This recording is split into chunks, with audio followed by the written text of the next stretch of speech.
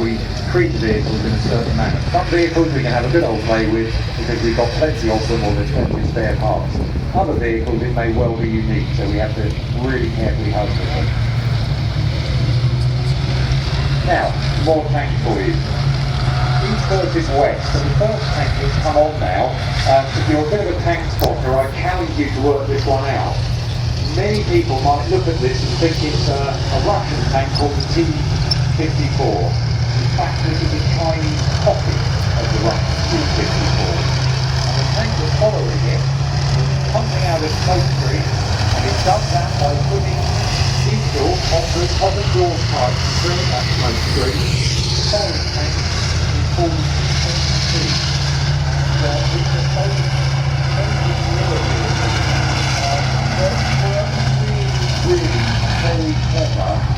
First of all, Russian design, then copied by the Chinese with that Type 59.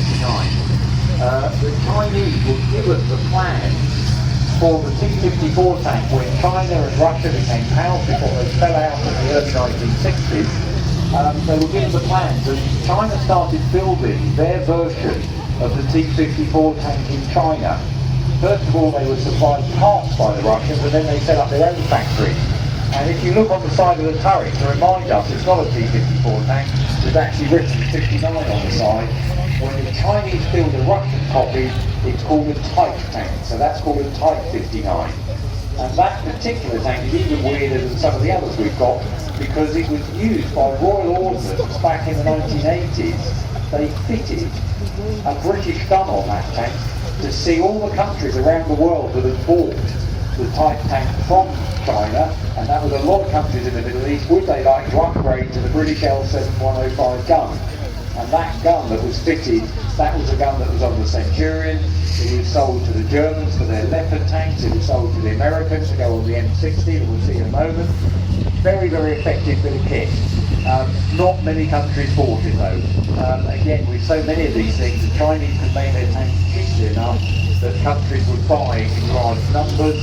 And again, if you go into that Type 59, amazingly all the symbols, the signs on all the sides, that's because the Chinese worked out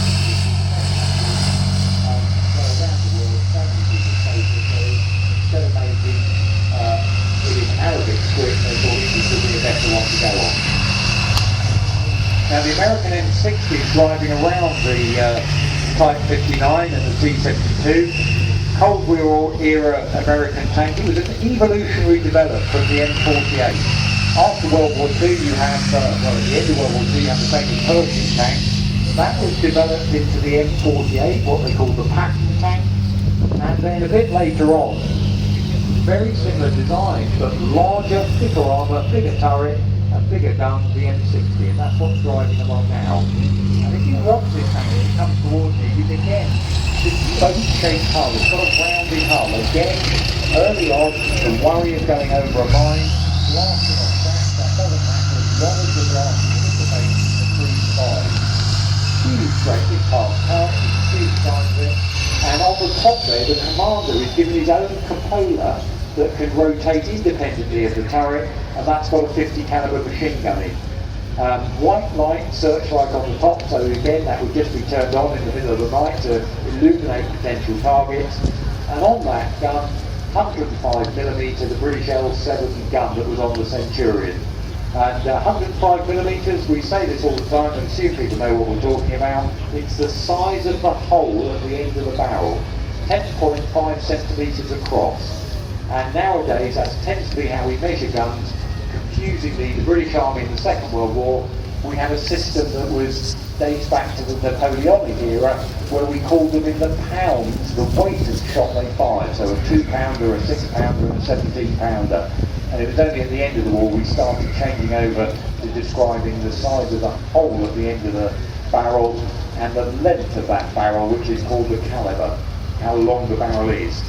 Longer barrels tend to mean that the round can be fired with more velocity behind it, meaning more armour penetration. And if you're a tank designed to knock out other tanks, as these ones in front of us are, you want a high velocity gun. They could also fire are high explosive rounds. In other words, rounds that blow up and shatter metal around the place. That's good against buildings, artillery positions, infantry in the open.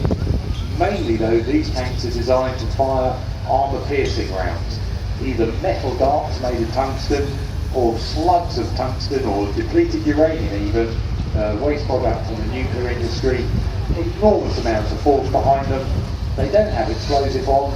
Their entire effect is just by the kinetic energy, in other words the welly behind that bit of metal, to smash its way through the enemy tank.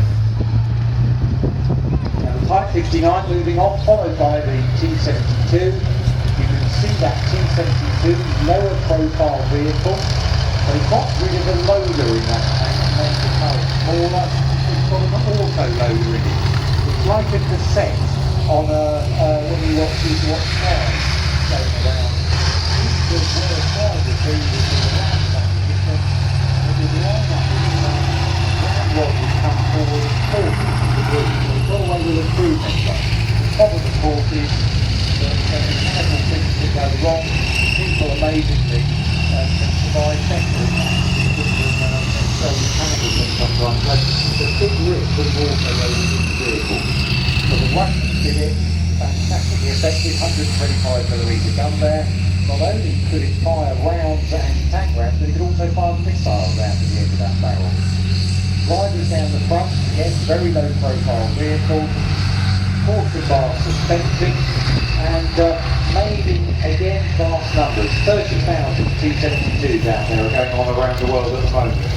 And this particular example was exchanged with the Polish army quite so long ago for a Christian tank from Britain, and we've actually been taking this tank back up to full-free plane, and sadly, with the world situation as it is at the moment, the British army is learning all again about how to knock out tanks, because for the last decade it's been counterinsurgency in Afghanistan and Iraq. Now the army is very much looking back towards different types of warfare, and that may well include fighting for tanks like this.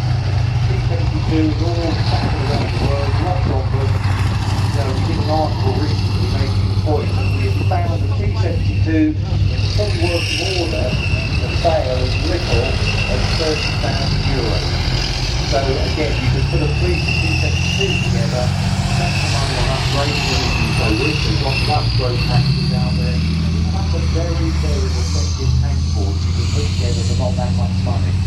And again, in the old days where we had lots of interest in looking at where the tankers were, sadly that's gone. They've been sold off, pocket-sold all around the world. And there's a country such as 100 T-72s at the moment, there's a website you can go buy them for. So lots of things around there. And that is one of those vehicles we're going to be facing for decades to come. So it's very important that the British Army understands all about the tank and how to be treated if we come up against it. One thing that features of this T-72 is what they call gear armour. That's those little panels on the side above the road wheels. And if it goes into action, that armour can be deployed at an angle away from the vehicle. And the idea is to detonate hollow charged rounds for things like javelin or RPGs, rocket-propelled grenades, try and explode them before they hit the main part body of the tank. So again, very simple anti-armour system.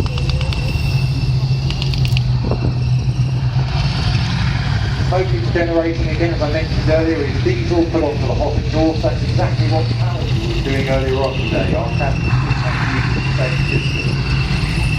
The idea is creating a smoke screen, you can back into it quickly and reposition yourself without being seen by the engine. And that's another reason why there's really hot inside the power, fire out the top smoke grenade, while a big smoke screen builds up and you can again literally reposition yourself behind it.